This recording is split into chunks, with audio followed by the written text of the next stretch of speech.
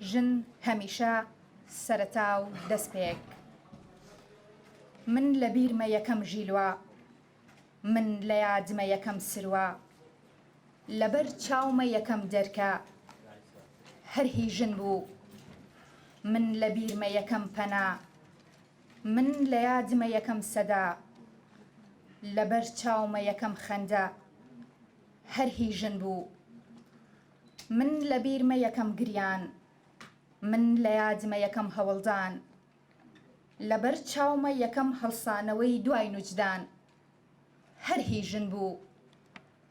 من لە بیرمە یەکەم لەزەت، من لە یادمە یەکەم ئەزمون، لەبەر چاومە یەکەم خولقان هەر لای ژن بوو. من لە بیرمە یەکەم شکان، من لە یادمە یەکەم ڕووخان، لەبەر چاومە یەکەم سووتان هەر هیژن بوو. من دەزانم گەر ژن نەبا گەردوون هەرگیز نەئەسووڕا، من دڵنیام گەر ژن نەبا ئاسمان هەرگیز نەئەگریا. من دەزانم گەر ژن نەبا زەوی هەرگیز نەئەژیا، من دەزانم گەر ژن نەبا پاییز هەرگیز تۆوێکی نوێی نەئەچێنا. من دڵنیام گەر ژن نەبا زستان هەرگیز بەرگی سپی بووکێنی نەئەپۆشا. من ئەزانم گەر ژن نەبا بەهار هەرگیز بە هەزار خۆزگەی تەڕوپڕ نەدەخەمڵا.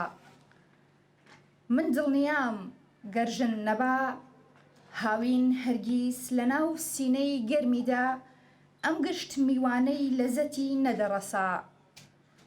ئیتر جوانی هەموو دنیا لەلای ژنە و ژن دایک و ژن خوشک و ژن کچ و ژن هاوسەر و ژن هەر ژن و ژن ڕابەر و ژن پەروەر و ژن ژیانە، ژن نەک نیوە، ژن هەر هەموو مرۆڤ و ئینسانە. هەڵەبجە هەمیشە بە لانکەی ئەدیبان و شاعیران ناسێنراوە. لە هەمان کاتدا ماڵێک بۆ کۆکردنەوەی هونەرمەندان و نووسەرانی دەرەوەی خۆی. خورشیدە بابان ناوی تەواوی خورشیدە عەبدوڕەحمان بابانە و کاتێک کە مناڵ بووە باوکی کۆچی دوایی کردووە. لە مناڵیەوە پەیوەندی لەگەڵ دایکیدا باش نەبووە. ئەمەش کاریگەری نەرێنی لەسەر ژیانی هەبووە. بە شێوەیەکی ناخۆش قۆناغەکانی ژیانی تێپەڕانوە. کۆناغی سەرەتایی لە هەڵەبجە تەواو کردووە و لەگەڵ ئەوەی کە خەڵکی سلێمانی بووە بەڵام کە ناوی خورشیدە ئەهێنرێت خێرا هزر و هۆشمان ئەچێتەوە لای هەڵەبجە و بە دۆستی هەڵەبجەیەکاندا ئەنرێ، چونکە مامۆستای پەروەردە و لا هەڵەبجە خزمەتی کردووە. پاشان خورشیدە چێتە خولێکی تەندروستی و ڕاژەکەی لە پەروەردەوە ئەگوێزێتەوە تەندروستی. دووبارە دێتەوە هەڵەبجە و خزمەتەکانی درێژە پێدا لە فەرمانگەی دایکان و مناڵانی هەڵەبجە.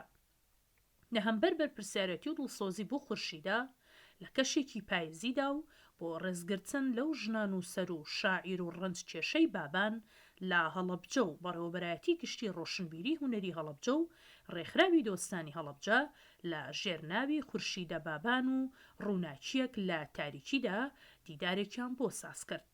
لە دیدارەکەدا تێشک خرایە سەر کار و بەرهەمی نووسەر و ئەزمون و ژیانی شاعیر. پاشان پانێڵێک پێشکەشکرا کە چەندین تەوەری لە خۆگرت بوو. هەریەک لە محەممەد مەردان لێکۆڵینەوەیەکی بەناوی گەڕان بەناوی نامە و یاداشتەکانی خورشیدە باباندا پێشکەش کرد و تیشتی خستە سەر لایەنە شاراوەکانی ژیانی. ڕوانینێک بۆ خورشیدە بابان لێکۆڵینەوەیەکی تر بوو لەلایەن نووسەر و مێژوونووس حەکیمی مەلا ساڵحەوە خوێنرایەوە.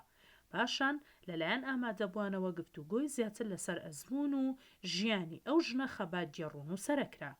خورشیدە بابان بە ژنێکی خەباتگێڕ و نووسەر و هونەری کوردی خاوەن چەندین بەرهەمی شیعری بەناوەکانی دیار و یادگار و تیشک، داوەران و دارەبەن و یەکەم ژن بووە کە بووە بە ئەندامی یەکێتی نووسەران و یەکەم ژن بووە بە ئەندامی کۆمەڵەی کەلەپوری کوردی و بەشداری فیلمێکیشی کردووە بە ناوی مەلەکە خورشیدە بابان. شیعرەکانی لەلایەن چەندین گۆرانی بێژەوە کراون بە گۆرانی. کۆتا ساچەکانی ژیانی لە کۆمەڵەی نووسەرانی کورد بووە و لە 12/1997 کۆچی دوایی کردو و لە گۆڕستانی بەکرەجۆ بە خاک سپێردراوە.